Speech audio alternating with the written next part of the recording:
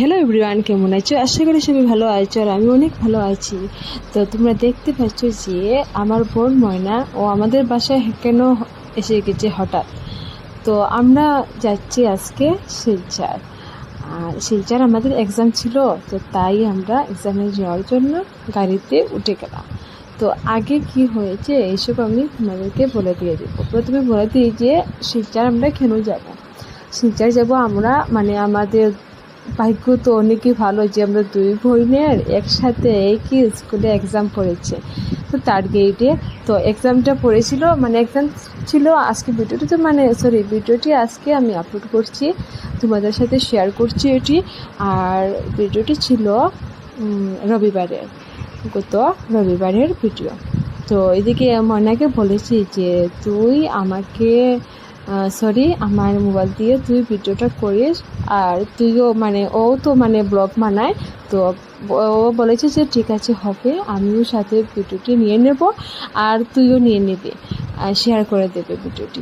তো আমাকে দিয়ে দে, আমি ভিডিওটি করে নেব। আর আমি কেন ওর হাতে মোবাইলটা দিয়ে দিলাম, আমি তো জার্নি করতে আমার একদমই ভালো লাগে না। আর কি একটু একটু তো বমিও করি অনেক দূরে দূরে গেলে, তার জন্য আমি বেশি দূরে জার্নি করতে চাই না আর ইচ্ছেও করে না আমার। তো এখন কি করবো, এখন তো আমার এক্সাম, তো তাই আমার তো যে কোনো মতেই আমার যেতে হবে। আমার বর বলেছিলেন যে ট্রেনে যাবে কি, আমি বলছি ট্রেনে গিয়ে তো আমি টাইম মতো আমি এক্সামটা দিতে পারবো না, তার জন্য আমি কারে গিয়েছিলাম। তো এদিকে ময়না দেখো কি সুন্দর ভিউ দেখা যাচ্ছে। তো এটি একটু একটু ভিডিও করে নিয়ে নিলাম আর বললো যে আমরা তো শিলচরের কাছে এসে গিয়েছি, আর একটু সময় তারপর তো আমরা চলে যাব শিলচর। আর কি শিলচর আমাদের এক্সামটা পড়েছে শিলচর সদরঘাট। আর আমার তো শরীরে এমন কি অবস্থা ছিল ও দিনটা আমার কি বলবো। আর আমি তো অনেকই দুর্বল হয়ে গিয়েছিলাম। তো এইসব করতে করতে তো আমরা চলে আসলাম ঠিক শিলচরের কাছেই আমরা এসে গিয়েছি। তো এখানে দেখলাম যে অনেকে ট্রাফিকে ছিল গাড়িগুলো, আর অনেকে একটির পর একটি লাইন ধরে আছে। তো ময়না বললো যে চল আমরা নেমে একটু হাঁটাহাঁটি করি আর তোরও একটু শরীরে আরাম পাবি। তো এইসব করে তো আমি ওর কোথায় নামলাম, আর আমার বর তো গাড়িতে বসে আছে। তারপর আমরা কয়েকটি ফটো উঠলাম আর ও একটু রিলস বানালো। আর আমার তো মোবাইল ধরতেই ভালো লাগে না, গাড়িতে তো উঠারই ইচ্ছে করছিল না। ময়না বললো যে উঠ, আর তো বেশি লেট না, আর আধা ঘন্টার মতো আমরা তো চলে যাব তাড়াতাড়ি। তো এইসব করে তো আমি গাড়িতে উঠলাম, আর আমি তো স্থির ধীরে এই জানালার দিকেই তাকিয়ে আছি। আমার একদমই ভালো লাগে না জার্নি করতে, সত্যি বলছি। তো এইসব করতে করতে আমরা চলে এলাম শিলচর সদরঘাট কপ বয়েজ এইচএস স্কুল। তো এখানে দেখলাম যে এসে এখনো অলরেডি অনেক স্টুডেন্টরা এসে গিয়েছে, আর এখনো সময় রয়েছে, আরও টাইম আছে। তো বললাম যে চল আমরা একটু হাঁটাহাঁটি করি। তো আমার বর বললেন যে চলো একটু কিছু খেয়ে নেবে। আর আমিও সকালে কিছু খাইনি, তো বললেন যে চলো খেয়ে নেবে। আমি বললাম যে না, আমার তো ইচ্ছেই করছিল না। আর এই দেখো আমি তো মোবাইলের দিকে থেকে আমার ফেসটা দেখলাম এসে কীরকম হয়েছে। দেখলাম একটু চুলগুলো ঠিক করা নয়, তো এইটি ঠিক করলাম। তারপর কি ময়না বললো যে চল খেয়ে নেবে কিছু।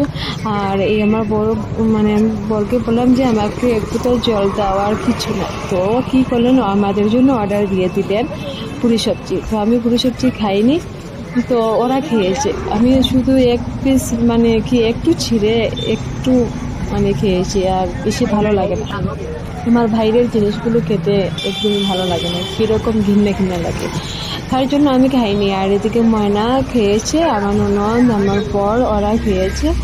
আর ময়নার খাওয়াটাও আমি ভিডিও করে নিয়ে এলাম, এই দেখো। তো তারা খেয়েছে আর আমি তো খাইনি।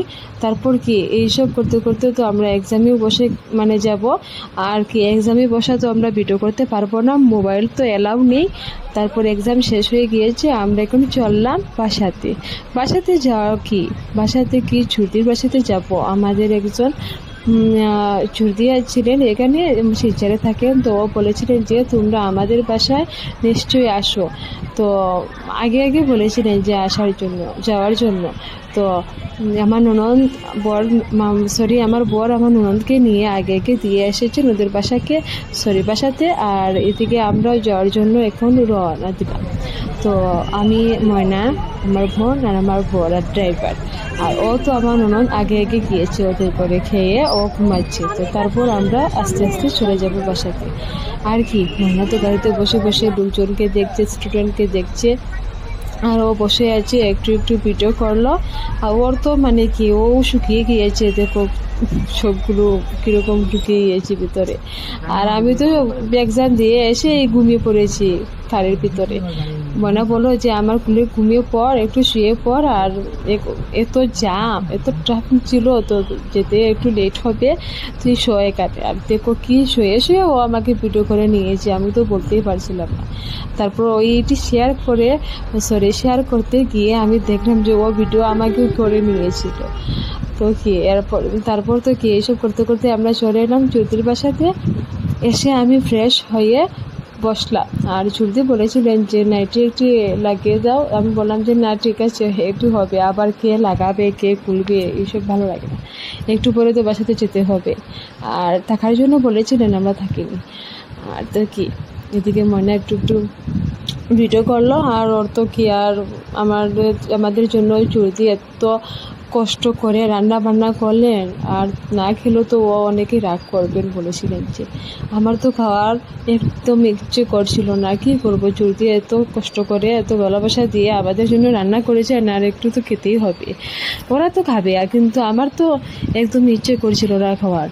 তো চুলদি বলেছিলেন যে আজকে তোমরা এমন দিনে এসেছো আমাদের বাসাতে, আজকে তো শুধু নিরামিষই, আমাদের মানে একাদশী ছিল তো তাদের, আর তাদের করে নিরামিষ ছিল। তো আমরা বলেছি যে হ্যাঁ, ঠিক আছে, নিরামিষ তো ভালোই জিনিস, আর মাছগুলো খেতে কি এখন ভালো লাগে, কিন্তু নিরামিষই ভালো, শরীরের জন্য নিরামিষটাও ভালো লাগে।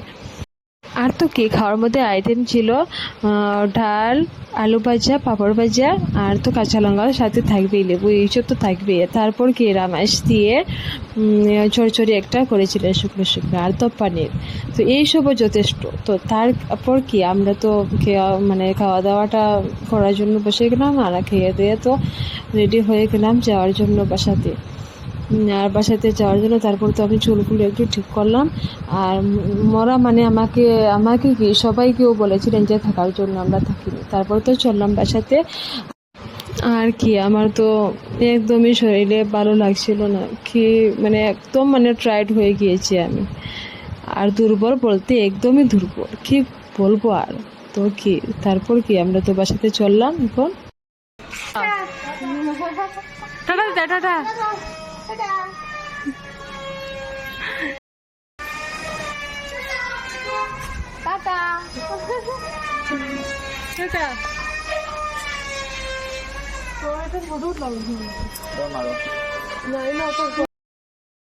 এইটুকু গাড়িও এসে গিয়েছে, আমার তো গাড়িতে উঠার একদমই ইচ্ছে করছিল না, কিরকম কি করবো, আর বাসাতে তো যেতেই হবে।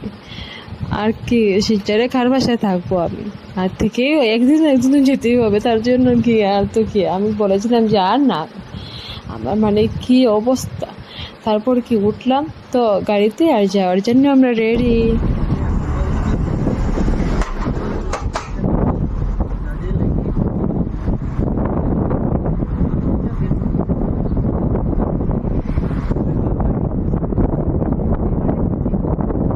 আর তো কি, ব্রিজের উপরে ছিলাম, আর এমন মানে এত সুন্দর ভিউ, অনেকে ভালো লাগছিল, ইচ্ছে করেছিল যে নেমে একটি ফটো আর আমাদের উঠা হলো না। এই মানে চুলদির বাসার সামনে কয়েকটি ফটো উঠেছিলাম, এইগুলো তোমাদের সাথে শেয়ার করে নিলাম।